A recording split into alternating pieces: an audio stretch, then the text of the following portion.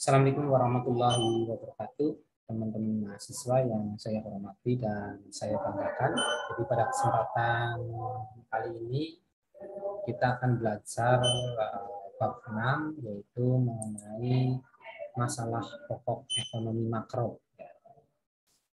Jadi di mata kuliah pengantar ekonomi ini kita telah mempelajari beberapa bab ya. Di mana kemarin di bab 5 kita telah mempelajari juga mengenai struktur pasar dan materi-materi yang lain. Untuk kesempatan kali ini kita akan ke permasalahan makroekonomi, di mana nanti saya akan share screen juga supaya nanti teman-teman bisa sama-sama memahami, membaca tentang materi yang akan saya berikan ini. Oke ya, saya coba untuk share screen.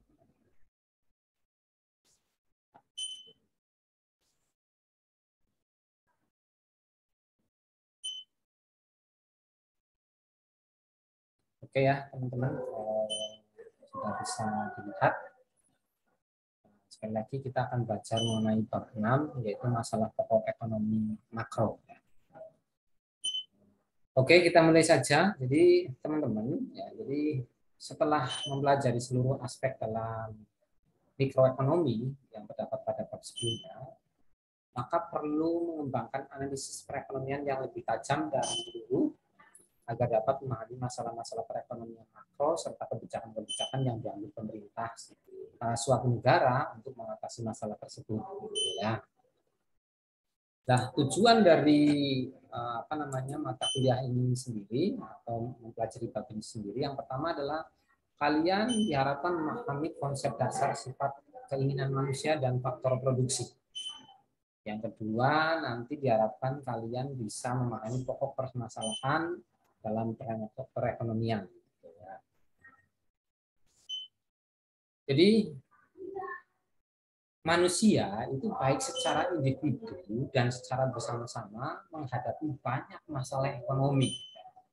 Ya, artinya tentunya selama kita masih hidup di dunia ini pasti banyak masalah ya. Tetapi masalah yang timbul itu banyak permasalahan-permasalahan perekonomian yang dihadapi oleh manusia. Masalah-masalah ekonomi tersebut timbul sebagai akibat dari tidak sesuainya jumlah kebutuhan manusia yang senantiasa tidak terbatas dibandingkan dengan jumlah barang-barang dan jasa-jasa yang tersedia atau dapat disediakan para pengusaha untuk memenuhi kebutuhan tersebut. Ya, karena memang jumlahnya tidak berimbang ya, antara kebutuhan dengan barang-barang atau jasa yang tersedia, makanya akan timbul sebuah permasalahan. Tapi permasalahan-permasalahan ini tentunya dengan analisis yang baik ya kita bisa mengatasinya. Kemudian di lain pihak manusia tidak pernah merasa puas dengan apa yang mereka peroleh dan mereka capai. Ya ini memang sifat dasar manusia ya teman-teman mahasiswa. Sudah punya 100, pengennya 200, sudah punya mobil merek ini, pengennya mobil baru yang merek ini, itu sudah hal manusiawi ya. Kalau keinginan-keinginan pada masa lalu telah tercapai, maka berbagai keinginan baru akan timbul. Tadi yang saya sampaikan. Hal itu akan berulang-ulang terjadi sampai kapanpun. Jadi ya memang ada istilah bahwa keinginan manusia itu akan berhenti itu apabila mulutnya sudah tersumpal oleh tanah. Nah, itu yang memang harus dipahami. Ya, karena manusia pada dasarnya itu tidak akan pernah puas begitu ya. Kalau dalam ilmu agama itu supaya menahan semuanya hawa nafsu ini adalah dengan cara bersyukur dan melihat ke bawah gitu ya. Kalau kita punya motor seperti ini, kita jangan melihat ke atas terus, tapi melihat ke bawah. Harus disyukuri karena di bawah kita ada orang yang memang belum bisa punya motor atau motornya juga lebih jelek dari kita, dan makanya nanti kita akan merasa bersyukur. Nah, salah satu sifat penting dalam hidup manusia adalah bahwa mereka akan selalu mempunyai keinginan untuk mencapai kesejahteraan yang lebih tinggi daripada yang telah mereka capai pada masa sekarang. Tidak masalah, teman-teman. Jadi, untuk mencukupi kebutuhan ekonomi, untuk memiliki rasa kemajuan dalam perekonomian kita nggak apa-apa. Jadi kalau di agama juga hiduplah, bekerjalah atau mencari nafkahlah seperti kita akan hidup 1000 tahun lagi. Tetapi harus diimbangi beribadahlah seperti kita mau atau akan mati besok. Ini juga harus berimbang. Mengapa saya sampaikan antara ilmu ekonomi dengan agama kita ya harus juga sering disampaikan, diingatkan, ya ini sebagai pengingat supaya kita tetap memiliki rasa syukur, kita tetap dan kita juga tetap harus selalu optimis hidup ke depannya, ya. Bahwa dalam masyarakat yang paling makmur sekalipun, misalnya saja seperti di Eropa dan Amerika Serikat, keinginan untuk mencapai kesejahteraan yang lebih tinggi itu masih tetap ada. Ya karena itu sifatnya manusia. Ingin selalu baru, selalu maju. Ya. Punya 1 miliar juga 1 bulan 2 bulan lagi dia pengen punya 2 miliar dan seterusnya. Nah, sementara itu faktor-faktor produksi yang dapat digunakan oleh manusia untuk menyediakan atau menghasilkan berbagai alat pemuas berbagai kebutuhan mereka sangat terbatas semuanya. Nah, oleh karenanya barang-barang dan jasa-jasa yang dapat diciptakan oleh faktor-faktor produksi yang tersedia adalah jauh lebih sedikit daripada jumlah kebutuhan manusia. Jadi kedua hal tersebut di atas yang menyebabkan timbulnya berbagai masalah ekonomi di dalam masyarakat. Makanya kita perlu belajar ekonomi adalah bagaimana supaya permasalahan-permasalahan yang ada itu bisa kita cari solusinya, kita selesaikan. Seperti itu ya, teman-teman. Selanjutnya kita mempelajari faktor produksi ya. Jadi setelah kita membicarakan masalah ekonomi, itu ada baiknya kita menelaah pengertian faktor produksi. Karena memang produksi ini ya bagaimana kita nanti melakukan sebuah proses produksi untuk memenuhi kebutuhan untuk memenuhi kebutuhan yang memang dibutuhkan oleh manusia, ya, baik barang, jasa, dan lain sebagainya. Nah, hal ini perlu dilakukan karena faktor-faktor produksi merupakan faktor penentu aktivitas perekonomian suatu negara. Ya tentunya dalam sebuah perekonomian negara kita juga harus menganalisis dari mikro dulu ya teman-teman, dari kesiapan perekonomian kecil, menengah sampai atas, yang tujuannya semuanya adalah untuk memenuhi kebutuhan masyarakat di suatu negara tersebut. Kemudian juga bisa juga adalah pengembangan bisnis untuk memenuhi kebutuhan negara lain atau wilayah lain dengan harapan mendapatkan keuntungan yang maksimal gitu ya. Jadi faktor-faktor produksi adalah benda-benda yang diciptakan oleh manusia atau yang disediakan oleh alam dan dapat digunakan untuk memproduksikan berbagai jenis barang dan jasa yang mereka butuhkan. Nah, di dalamnya apa saja faktor-faktor produksi itu ya kita bisa tahu. Yang pertama adalah tanah. Yang dibutuhkan dalam produksi itu ada tanah. Jadi pengertian tanah sebagai faktor produksi adalah tanah yang tampak di muka bumi dan mencakup berbagai kekayaan alam yang terdapat di muka bumi, baik yang terkandung di atas maupun di dalam tanah, seperti barang-barang tambang dan hasil-hasil. Ya tentunya ini adalah menjadi faktor yang sangat penting ya tanah ya, karena hampir semua bisnis ya yang membutuhkan tanah untuk melakukan aktivitas bisnis tersebut. Kalaupun kita bisnis jasa, kalaupun kita bisnis internet ya di dunia maya, kita juga tetap membutuhkan tanah untuk gudangnya, untuk tempat tinggal karyawannya, untuk kantornya dan sebagainya. Apalagi kalau bisnis kita memang masih manual ya, kita butuh tempat ya untuk warungnya, butuh tempat untuk minimarketnya, untuk hotelnya dan lain sebagainya gitu ya. Nah, tanah ini menjadi faktor yang sangat penting dalam bisnis atau dalam proses produksi karena memang kalau kita pahami ya, investasi yang terbaik di material menurut saya itu adalah salah satunya ada di tanah. Di mana tanah ini bisa untuk tempat usaha, tempat tinggal dan sebagainya, dan sifat dari tanah ini adalah biasanya selalu mengalami kenaikan untuk harganya sendiri dari tahun ke tahun. Makanya kita kalau punya uang banyak, kita sudah sukses, kita berpikir untuk investasi itu lebih aman kayaknya kalau kita investasikan di tanah, karena harganya selalu berkembang naik setiap tahunnya. Ya. Kemudian faktor berikutnya adalah tenaga kerja. Di produksi itu selain tanah juga dibutuhkan tenaga kerja. Nah, pengertian tenaga kerja adalah seluruh jumlah penduduk yang dapat digunakan dalam proses produksi, termasuk juga keahlian-keahlian yang dimiliki. Oleh karena itu, tenaga kerja bukan saja diartikan sebagai besarnya tenaga jasmani yang dapat digunakan dalam proses produksi, tetapi juga meliputi kemampuan tenaga kerja yang ada untuk berpikir dan bekerja. Ya, kalau kita berbicara tentang tenaga kerja, SDM, ya sumber daya manusia itu sangat penting, teman-teman. Karena tenaga kerja itu ya di dalamnya bukan hanya jasmani saja, tetapi tenaga kerja yang ada untuk berpikir dan bekerja. Jadi ada yang bekerja sesuai dengan kemampuan tenaganya dan sebagainya. Ada juga yang bekerja harus menggunakan pemikirannya. Ini menjadi hal yang penting. Makanya pada saat kita melakukan usaha atau kita bekerja di suatu instansi dan sebagainya, untuk mengembangkan usaha kita, memajukan perusahaan kita atau instansi kita, unsur SDM itu sangat penting. Nah, kemudian melihat kepada kesanggupan mereka untuk bekerja dan berpikir, tenaga kerja yang ada dalam masyarakat dapat dibedakan dalam 3 golongan.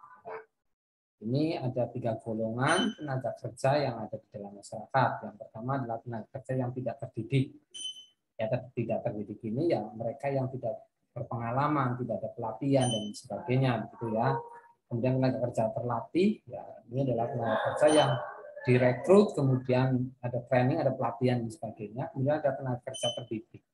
Ya, tenaga kerja terdidik ini ya tenaga kerja contoh-contoh yang dari perguruan-perguruan dengan ilmu tertentu, jurusan tertentu yang mereka melalui pendidikan terlebih dahulu, gitu ya. Kemudian selain tadi ada tenaga kerja dalam selanjutnya itu dibutuhkan yang namanya modal, gitu ya teman-teman. Faktor produksi ini juga harus ada modal. Jadi pengertian modal adalah segala barang-barang yang diciptakan oleh manusia dengan tujuan untuk menghasilkan barang-barang atau jasa-jasa yang akan digunakan masyarakat di suatu negara. Nah, dalam pengertian yang lain, modal dapat diartikan juga tabungan masyarakat yang dapat digunakan untuk membeli saham-saham perusahaan dan obligasi-obligasi pemerintah, atau digunakan untuk spekulasi atau dipinjamkan kepada orang lain, sehingga tidak dimasukkan dalam faktor produksi. Ya, modal itu kan tadi luas ya, teman-teman. Ada ya banyak di dalamnya, begitu ya. Seperti kemampuan finansial, keuangan, dan lain sebagainya, gitu ya. Atau barang-barang ya, diciptakan oleh manusia ya, untuk menghasilkan barang dan jasa yang digunakan oleh masyarakat. Ya, modal itu bisa uang, bisa tempat, ya, bisa juga peralatan, ya, atau yang lainnya yang memang bisa menunjang faktor produksi atau bisa menunjang kegiatan perusahaan atau usaha yang kita jalankan. Tapi kita tidak boleh berpikir modal itu hanya uang, teman-teman.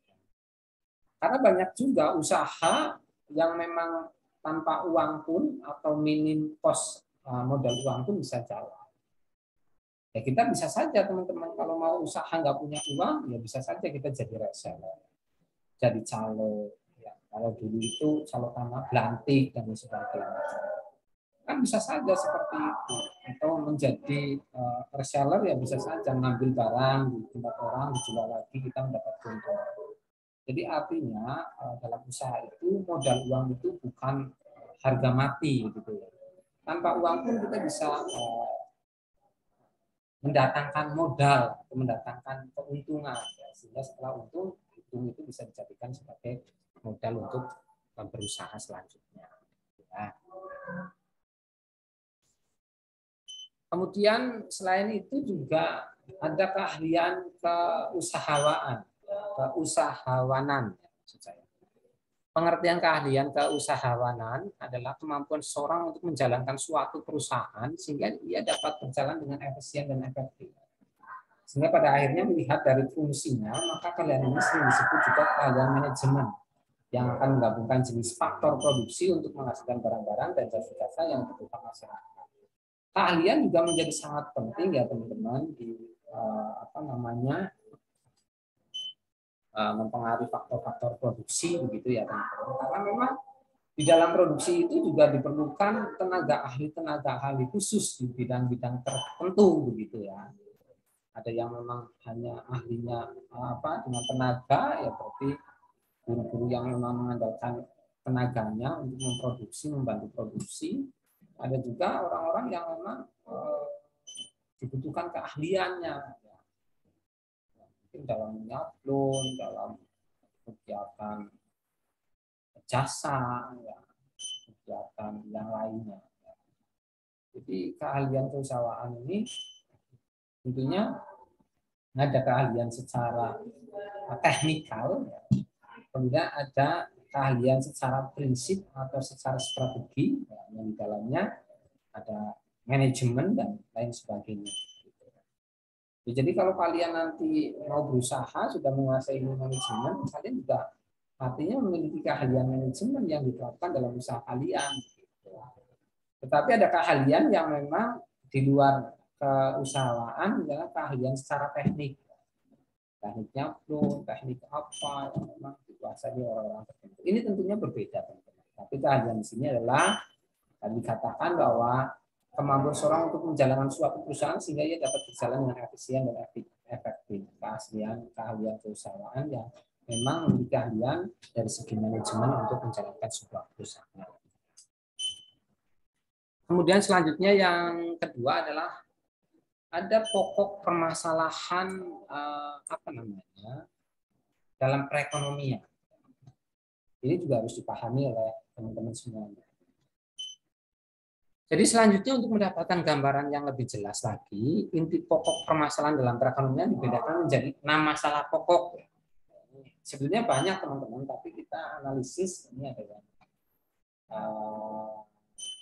sangat penting, itu ada 6 di sini ya teman-teman. Yang pertama adalah permasalahan dalam perekonomian. Yang pertama adalah barang-barang dan jasa-jasa yang harus diproduksi. Tentunya ini di dalam suatu negara harus bisa menganalisis kebutuhan pokok utamanya apa. Nah, barang-barang ini adalah masuk dalam barang-barang dan jasa-jasa yang memang harus diproduksi untuk memenuhi kebutuhan utamanya. Ya.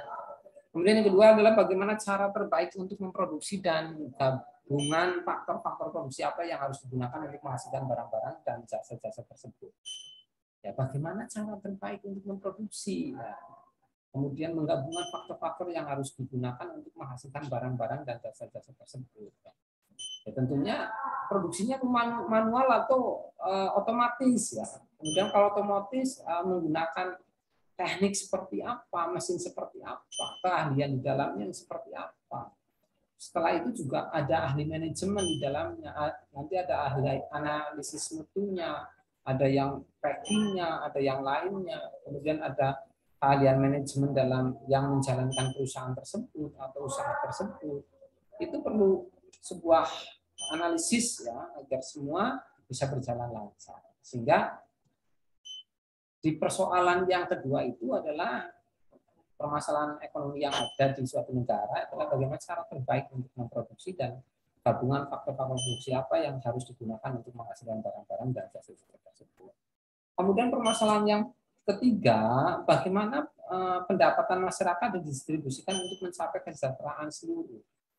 Ya, pendapatan masyarakat itu maksudnya ya dari pajak ya atau dari penghasilan negara lain yang dihasilkan dari kegiatan oleh masyarakat. Itu bagaimana ini diprioritaskan untuk kegiatan perekonomian atau untuk memenuhi kebutuhan masyarakat secara menyeluruh. Makanya dari pajak itu kan dianalisis oleh pemerintah misalnya untuk pangan, untuk kesehatan, infrastruktur, pendidikan, kesehatan, dan sebagainya. Ini adalah suatu hal di mana memang ada permasalahan pokok ekonomi, yaitu bagaimana pendapat masyarakat? Pendapatan masyarakat itu memang ya sebesar-besarnya untuk kesejahteraan seluruh masyarakat. Makanya Indonesia sendiri itu kan membagi untuk pendidikan, kesehatan, infrastruktur, dan hal-hal yang lain gitu, dalam rangka untuk mengatasi permasalahan ketiga ini, yaitu bagaimanakah pendapatan masyarakat didistribusikan untuk mencapai kesejahteraan seluruh masyarakat tersebut. Ya. Kemudian selanjutnya teman-teman, yang keempat permasalahannya adalah bagaimana cara menggunakan faktor-faktor produksi yang paling efisien. Tentunya perlu sebuah analisis di suatu negara bagaimana cara menggunakan faktor-faktor produksi yang paling efisien. Ya, contohnya misalnya kalau untuk di bidang pertanian kita punya lahan yang luas, bisa dianalisis oleh pemerintah. Ya, untuk memenuhi kebutuhan masyarakat di pangan, ya pertanian kita gunakan sistem robotik misalnya, kan bisa saja. Karena kalau sistem manual kita akan lama, kemudian biayanya akan juga banyak. Gitu. Tapi kalau sistem robotik menggunakan alat-alat yang maju, butuh modal yang banyak di awal, tapi seterusnya biaya produksinya akan lebih ringan. Ya. Karena hanya butuh satu operator, alatnya juga bisa digunakan lama, dan sebagainya. Sehingga ini juga bisa menjawab bagaimana cara menggunakan faktor produksi yang paling efisien di permasalahan tempat ini. Yang kelima ada permasalahan bagaimana mengatasi masalah kenaikan harga yang selalu terjadi. Tentunya begini teman-teman. Di suatu negara pasti ada permasalahan-permasalahan perekonomian di mana harga itu naik turun. Ya, dikala itu barang itu tidak ada, otomatis harga akan naik. Tetapi sebetulnya permasalahan yang lain bukan hanya itu ya teman-teman mahasiswa, tetapi sekarang juga kadang ada overload produksi barang, harga itu juga turun. Ini juga menjadi permasalahan gitu ya. Makanya pemerintah contoh di bidang pangan, perdagangan dan sebagainya memerintahkan ya untuk inspeksi, untuk mengontrol ke lapangan stok-stok dari beras, pangan, bahan pokok dan sebagainya. Ini adalah bagaimana untuk mengatasi permasalahan kelima itu, yang mengatasi masalah kenaikan harga yang selalu terjadi. Bahkan juga pemerintah mengatasi bagaimana harga-harga yang memang turun drastis yang menyebabkan kebangkrutan para usahanya atau warganya yang sedang melakukan usaha. Kemudian keenam itu bagaimana usaha yang harus dijalankan agar dapat bertahan sepanjang masa. Tentunya ini adalah bagaimana semuanya harus terintegrasi teman-teman, ya, dari faktor tenaga kerjanya, dari modalnya, ya, dari cara produksinya dan sebagainya. Tetapi teman-teman, untuk khusus yang keenam ini memang harus disiapkan yang namanya harus selalu menggunakan sistem efisiensi, di mana di proses input cost, di mana di dalam proses usaha itu sendiri, di input, proses, dan output itu selalu menekankan proses atau menekankan prinsip efisiensi. Nah, ini adalah supaya usaha itu bisa terus berjalan, terus kemudian bertahan sepanjang masa, terus menerus begitu ya. Terus menerus dan mendapatkan keuntungan di masa-masa yang akan datang, atau mendapat keuntungan terus-menerus dalam jangka panjang. Kemudian selanjutnya teman-teman, kita juga akan membahas menentukan jenis barang-barang yang diproduksi. Mengingat banyaknya jumlah kebutuhan manusia, sedangkan jumlah barang dan jasa-jasa yang dapat diciptakan oleh faktor-faktor produksi yang tersedia terbatas, masyarakat harus membuat pilihan untuk menentukan jenis barang-barang dan jasa-jasa yang harus mereka hasilkan. Dalam mengatasi masalah ini, masyarakat harus mempertimbangkan dua hal. Yang pertama adalah menentukan jenis barang-barang dan jasa-jasa yang harus dihasilkan. Itu yang pertama. Yang kedua adalah menentukan jumlah produksi dari setiap jenis barang tersebut. Ini yang perlu diperhatikan. Kemudian juga selanjutnya menentukan teknik produksinya seperti apa. Jadi untuk menghasilkan suatu barang biasanya ada beberapa cara yang dapat digunakan. Cara yang paling sesuai untuk dijadikan dalam suatu masyarakat tergantung kepada kondisi keadaan masyarakat tersebut. Jadi produktivitas akan tercapai bila cara dan teknologi yang digunakan itu tepat.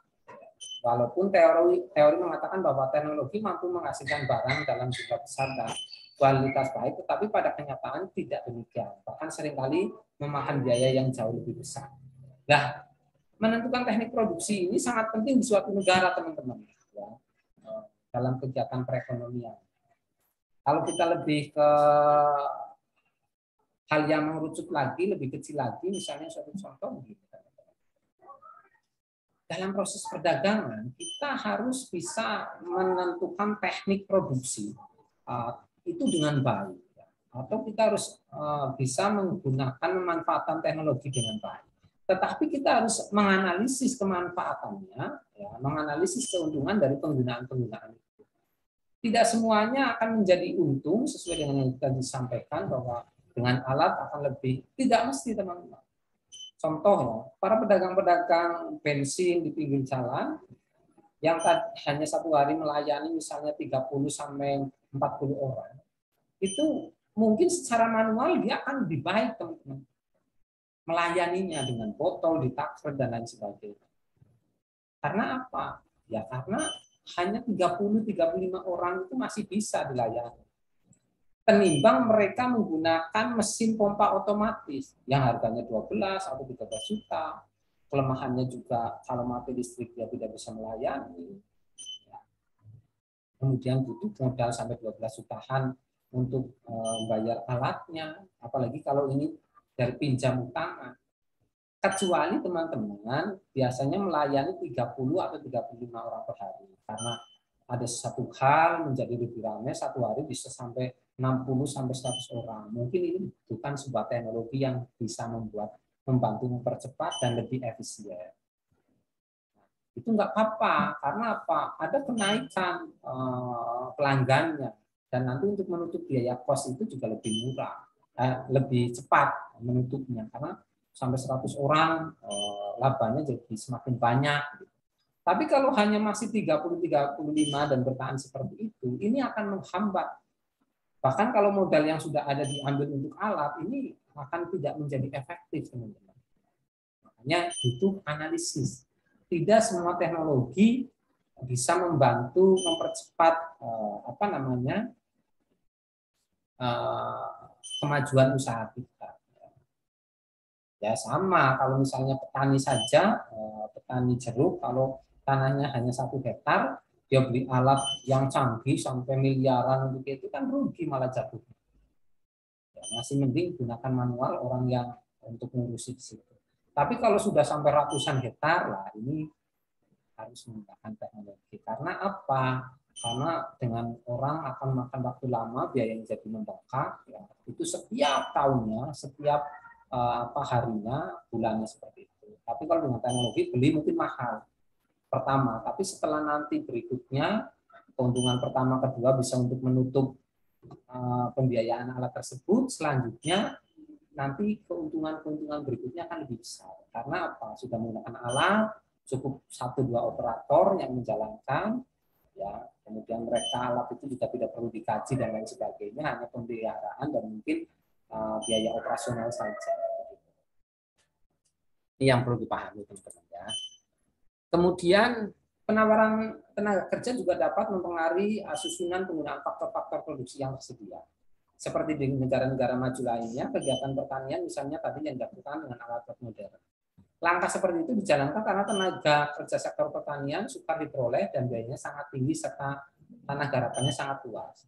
Kemudian di negara-negara berkembang di mana pada umumnya luas tanah yang dimiliki para petani tidak seluas tenaga kerja mudah, kemudian tenaga kerja juga mudah diperoleh. Penggunaan mesin yang sangat modern seperti di negara-negara maju tidak akan selalu menyebabkan proses produksi menjadi lebih efisien. Tadi yang sudah saya jelaskan di depan. Ya. Kemudian menentukan bentuk distribusi pendapatan. Proses produksi akan menciptakan pendapatan kepada berbagai faktor produksi yang digunakan. Jadi para pekerja menerima upah, para pemilik modal menerima keuntungan dan bunga, para manajer-manajer perusahaan menerima analisa ekonomi, ya. Saya ulangi, para manajer-manajer perusahaan menerima analisa ekonomi, mencoba menerangkan bagaimana pendapatan dari berbagai faktor produksi ditentukan. Dalam teori makro ekonomi dicoba diterangkan faktor-faktor yang menentukan tingkat upah, faktor-faktor yang menentukan tingkat bunga, dan juga faktor yang akan menentukan keuntungan para pengusaha. Nah, tentunya ini memang harus kita pelajari bersama ya teman-teman, karena ini akan berpengaruh pada keuntungan atau keuntungan maksimal kita. Bagaimana nanti secara maksimal kita bisa mendapatkan keuntungan, yaitu kita harus menganalisis ya faktor-faktor di mana menentukan tingkat upah seperti apa, menentukan tingkat bunga seperti apa, menentukan keuntungannya yang akan diperoleh seperti apa. Ini sangat penting untuk dipahami. Nah, seperti itu. Kemudian mempertinggi efisiensi penggunaan faktor-faktor produksi. Jadi setelah diamati dari berbagai keadaan yang ada di dalam setiap perekonomian, dapat dilihat bahwa faktor-faktor produksi itu tidak selalu digunakan secara efisien. Hal ini tampak dari masih banyaknya penggunaan faktor produksi secara berlebihan dan masih banyaknya faktor produksi yang menganggur. Jadi kadang di dalam sebuah perusahaan, kalau tidak dianalisis dengan baik dalam proses produksinya, banyak alat-alat juga yang nganggur, atau mungkin alat yang harganya mahal tetapi kerjanya kurang maksimal. Ini menjadi permasalahan. Ini merupakan pertanda bahwa perekonomian tidak menggunakan faktor-faktor produksi yang dimilikinya secara efisien. Ketidakefisien ini menyebabkan produksi yang diciptakan dalam negara itu jumlahnya lebih rendah daripada apabila faktor-faktor produksi yang tersedia sepenuhnya digunakan. Nah, oleh sebab itu adalah wajar apabila masalah ketidakefisien dalam penggunaan faktor produksi dapat diatasi. Langkah seperti itu akan mempertinggi tingkat kesejahteraan masyarakat karena lebih banyak pendapatan dan kesempatan kerja akan dapat diciptakan.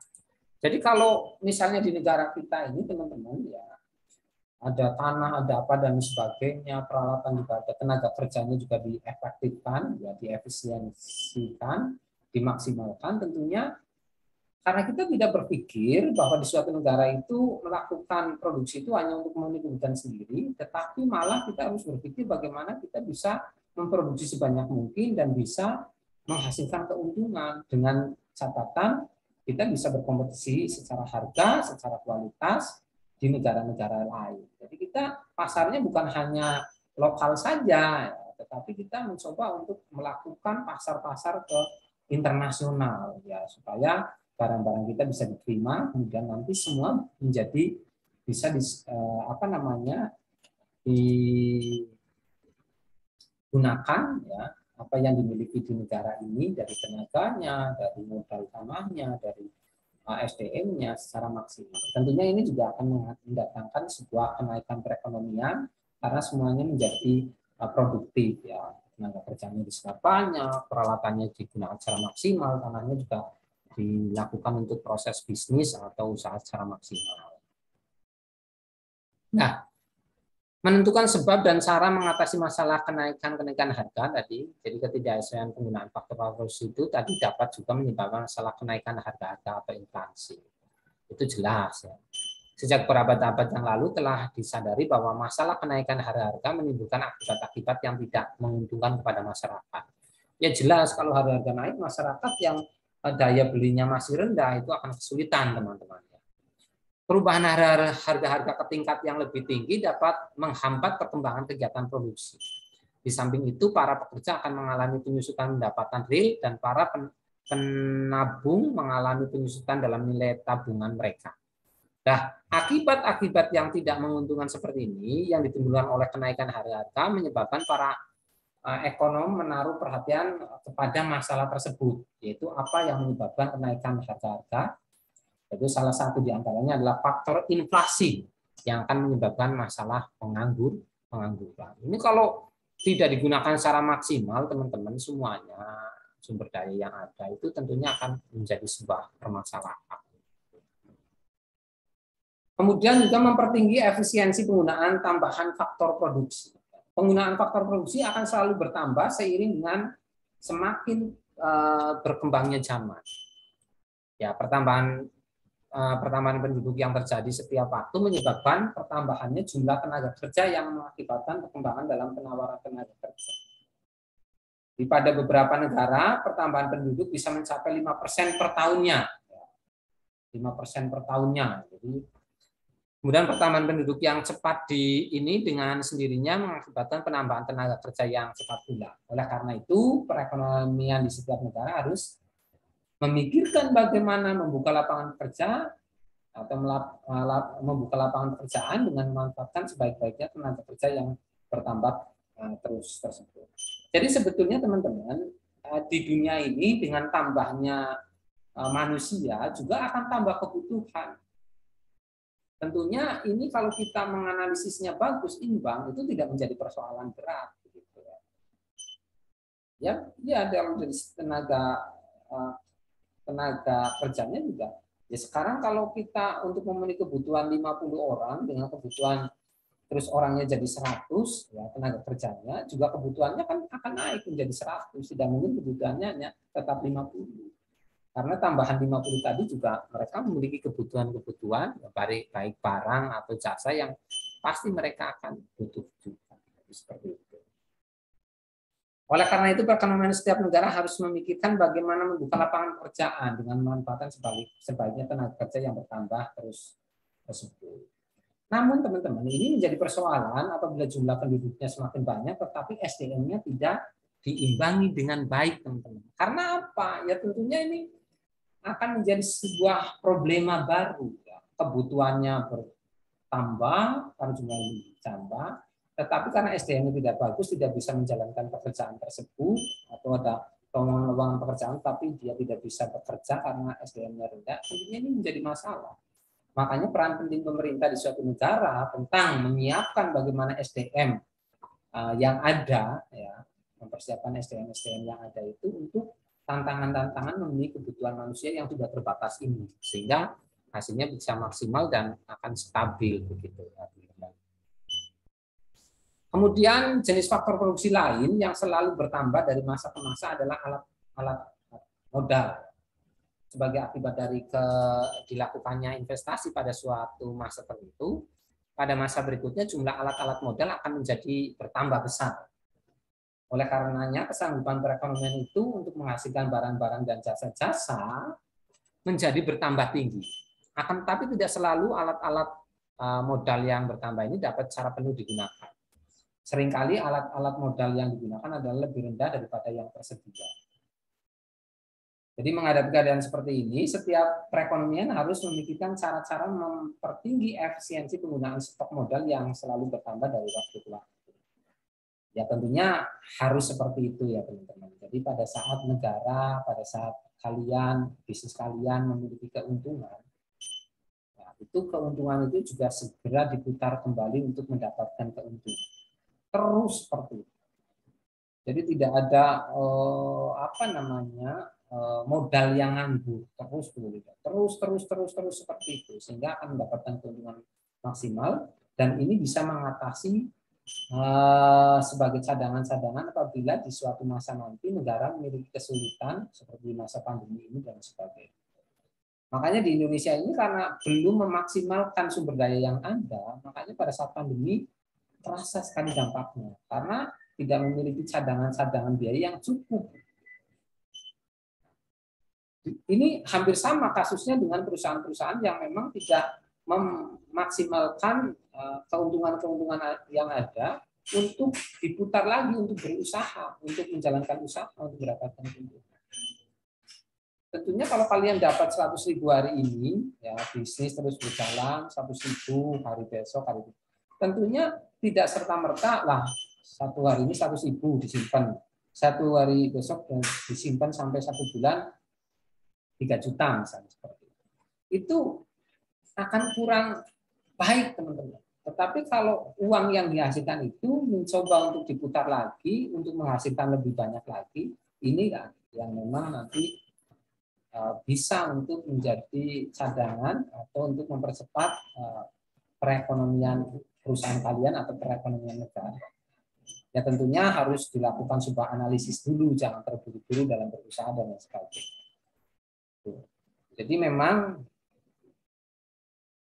cara-cara untuk mempertinggi efisiensi itu juga ada tekniknya, ada caranya, ya, ada analisisnya. Jangan sampai malah terburu-buru kita malah keuntungan yang ada malah hilang. Itu yang harus dilakukan. Jadi pada prinsipnya teman-teman bahwa kita di suatu negara ini, ya, di perekonomian makro ini, memang harus mempertimbangkan segala halnya, ya, melakukan tingkat kegiatan ekonomi seefisien mungkin, ya, kemudian selalu menganalisis keuntungan dalam kegiatan perekonomian ini semaksimal mungkin, ya. Kemudian juga harus berpikir panjang, bagaimana kegiatan perekonomian negara ini atau kegiatan perekonomian yang akan dilakukan itu adalah nanti akan menghasilkan keuntungan dalam jangka panjang, sehingga kita akan aman di masa-masa yang akan datang. Nah, dalam berusaha ini di negara, baik itu sifatnya negara yang melakukan usaha ini atau perseorangan, tentunya harus selalu melakukan sebuah inovasi, harus selalu melakukan sebuah terobosan-terobosan baru, ya teman-teman.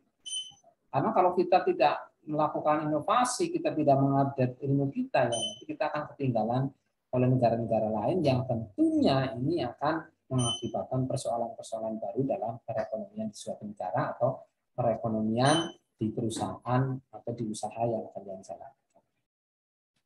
Itu ya teman-teman. Jadi beberapa hal ya mengenai materi pada kesempatan kali ini, yaitu masalah pokok ekonomi makro.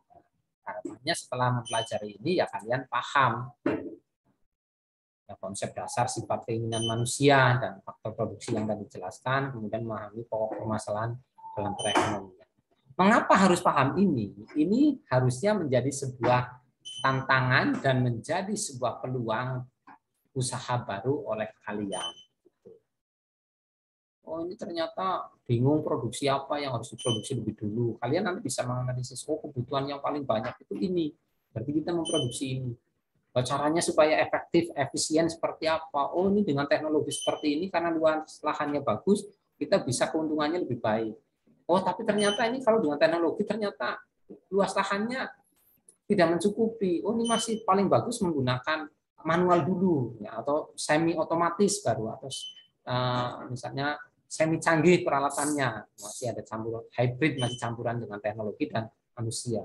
Yaitu silahkan teman-teman nanti bisa untuk melakukan sebuah analisis begitu ya. Kemudian teman-teman setelah mempelajari materi ini, hendaknya kalian juga harus bisa menjawab kuis-kuis yang ada.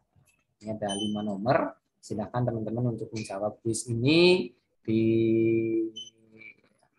dijawab, ditulis, kemudian nanti bisa dikirimkan ke saya lewat email ya, atau nanti dijadikan satu jawabannya oleh Komting, dijadikan PDF lalu dikirim ke saya lewat Japri WA, tidak apa-apa. Saya rasa itu teman-teman ya. Nanti kalau ada pertanyaan dan lain sebagainya, silahkan teman-teman nanti berdiskusi di grup kelas ya.